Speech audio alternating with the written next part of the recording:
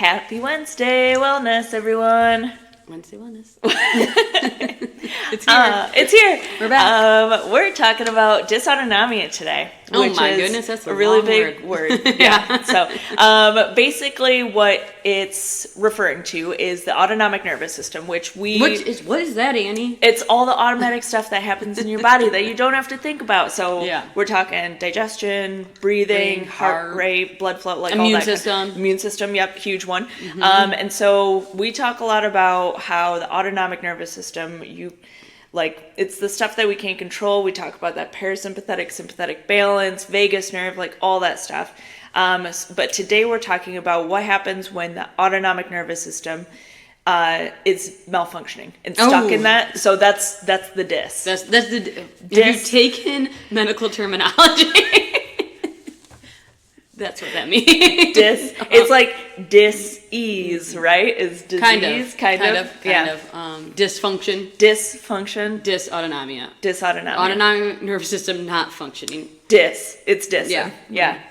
Mm-hmm. So that's bad, right? Like your master system of your whole body not functioning properly. Yeah. So we can't. Which is a fancy word for really being subluxated. Right. Exactly. Yeah. And like stuck in that subluxated state. Yeah. Too.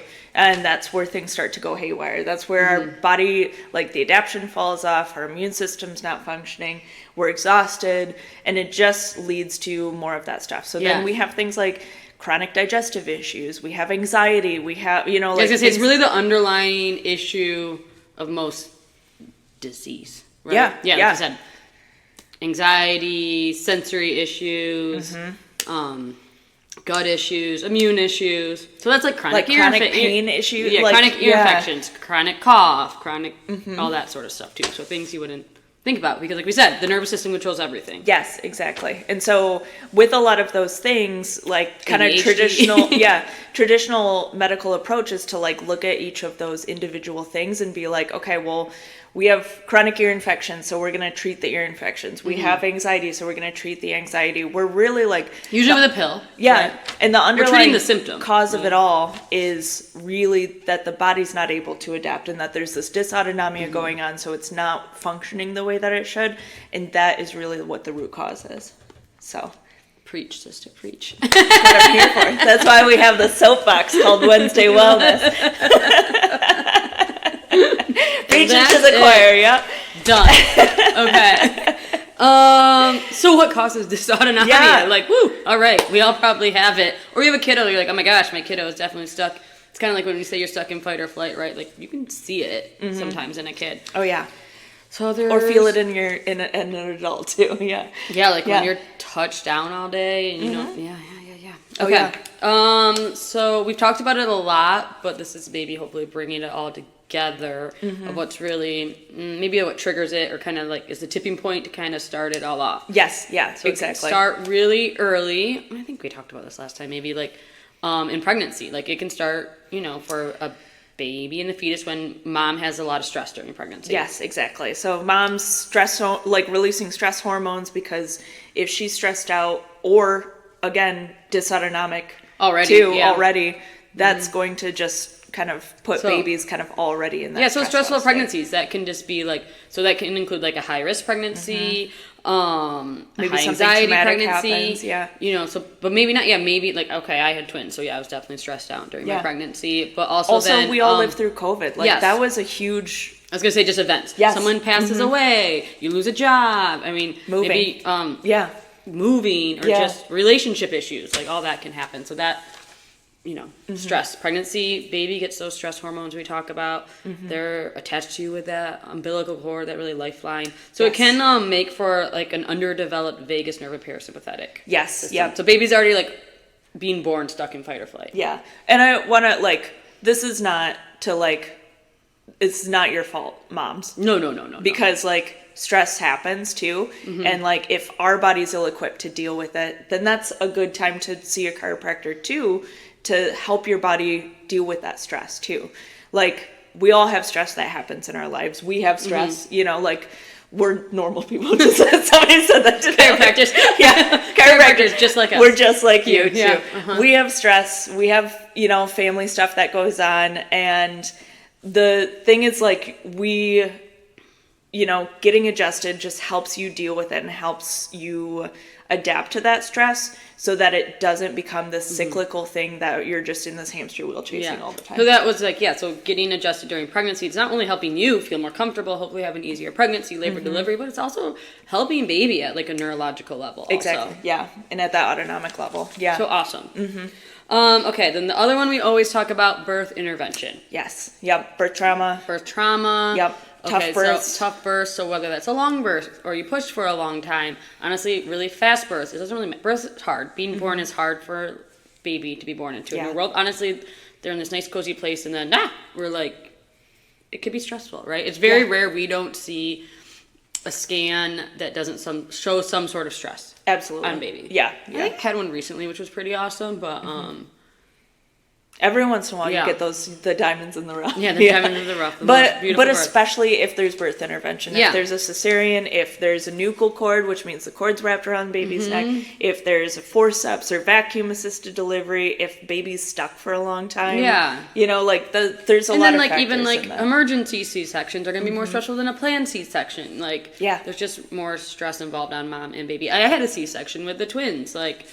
So already I had a stressful, so I've done this to my kiddos already. Well, not done, but I had all these things happen too, stressful pregnancy, twin pregnancy. You didn't find out till 20 weeks. A C-section that, induction first that ended in a C-section. Okay, right.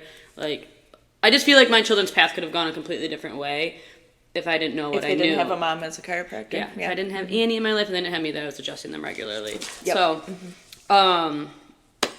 they're just research shown there can be damage done to that top part of their poor little spine. Exactly. With those interventions. Which is where vagus nerve is, which is a huge, again, factor in that autonomic regulation too. Right. So creating more dysautonomia then. Yes. Yeah. So it's always why, and so how do we know, when you should, if you're already listening to us, right? Oh, I should get under care. I should get my kid under care. They've had all these things. But also, if baby was colicky in the beginning or is now constipated, ear infections, reflux, those are all signs that baby has dysautonomia. Yes. Baby is stuck in that fight or flight. Exactly. Yeah. Even if you have the most natural beautiful birth. That we can help. So, another one, a trigger for is altered development and missed milestones. Oh, yeah. Yep. Because it's the brain's not developing the way it should necessarily. So what you brought up, the symptoms, the colic, the constipation, the ear infections, all of that stuff, we talk a lot about baby's job is to eat, sleep, and poop. Those are really the three main milestones, that are the foundation for all other milestones too. So if baby's colicky and they're not digesting and eating the way that they're supposed to, that's a precursor for other things that are going to go on and show up later in life too. Yeah. So then, we did a milestone talk. Crawling and all of that stuff, how the motor milestones then are next. And then there's the social milestones. And so they all build on each other. Yep. It's also why maybe you brought your kiddo in, after birth, and then they were colicky, and then maybe you stopped care for whatever reason, but it's a great reason to get them back under care if they are learning to crawl or learning to walk or go through those milestones. Yep, exactly. Important. Those neural connections. Yep, to support that. Okay, recurrent infections and ongoing gut issues. We kind of already talked about this. But all that's going to stress. If your body doesn't know how to get out of fight or flight, that's what we're here for, right? Those infections are, those infections are going to cause an issue. I don't know, my kids were sick, I don't know, maybe a month ago. And man, did that, after that illness, they just had a cold. They were, maybe a fever. They weren't horrible. It's not like they were down and out for days. But their emotions, wow, afterwards. I was what is going on? That illness definitely, put stress on their system. You know Absolutely. What I mean? I could just see it. What is going, so many meltdowns. They weren't even sick anymore. But it's the dysregulated nervous system. Yeah. That's it. I adjust them all the time then. Yeah. But I was just it was a good reminder, oh gosh, you really need to be, or if your kid gets sick, it's they almost need more adjustments after that to help with it. Well, and so think about a kid who's got gut issues or who has recurrent ear infections, who's on Miralax or who's on antibiotics chronically and stuff like that. And those medications also will dysregulate the nervous system too, and dysregulate, we had posts about Miralax and how that dysregulates so many kids will have just emotional dysregulation after that, especially kids who tend to be on the spectrum or tend to already be more on that dysautonomic. Which talks about the next one, chronic sensory challenges and anxiety. So you're triggered to a continual stress response. Like they can't get out of it and they have excessive stress hormones. So we can help them. Yeah. We see it a lot right now. We're working with a lot of kiddos. Yeah, and we measure it too. So our big test for checking dysautonomia is the heart rate variability. That's the big one that's going to show us like the parasympathetic versus sympathetic tone, which is really just looking at that autonomic nervous system. How are we functioning? How much energy reserve do we have? And how adaptable are we going to be to future stresses and stuff too. So it's also like if you know like your kiddo is in a super like okay, well babies or kiddos, you feel so moms want to help and dads want to help their kids so much when they're like maybe not doing well in school or they're really anxious or they're not sleeping well. They have all these sensory issues, ADHD, and you're probably doing a lot of things. You're probably like have done detoxes or changed diets or medication or OT or PT. And sometimes we're the missing link to it all. Yeah. To get that nervous system to regulate. The nervous system is the foundation for all of those things. So like we can't address like the gut immune, the social challenges, the emotional regulation and stuff. And it's like it can help a little bit, but it's not really getting to like the foundation, which is the nervous system. And so if you have a dysregulated nervous system, those things are only going to help so far. Yeah, no. And so really what we need to do is rebuild that neurological foundation, let these kids' bodies know that they're safe and that they're adaptable, and then use those other building blocks to then regulate everything else. Yeah, which speech, maybe you do need to change diet then or something like that. Yeah, or doing the detoxes. That'll all be more effective because of... And it can be honestly overwhelming to the nervous system at first, to an already overwhelmed nervous system. Yeah, or to do all those things at once too. Yeah. Yeah. Great. Hope we didn't overwhelm you with all that. If you found us here, you know how to find us. I'm feeling really dysautonomic after that. Obviously, we always say, like, if you want to get someone in, you know someone, if you mention you found us from one of our videos or something, that will give you a half-off exam. Yep. Well, I hope you have a great Wednesday. And it's almost spring break, so yay. Woo! Everyone's going to be way more regulated when they return. That's right. Rest and relaxation. Those flights and long drives. Oh, yeah. Oh, gosh, yeah. Yep. All right. Have a great day. Happy Wednesday.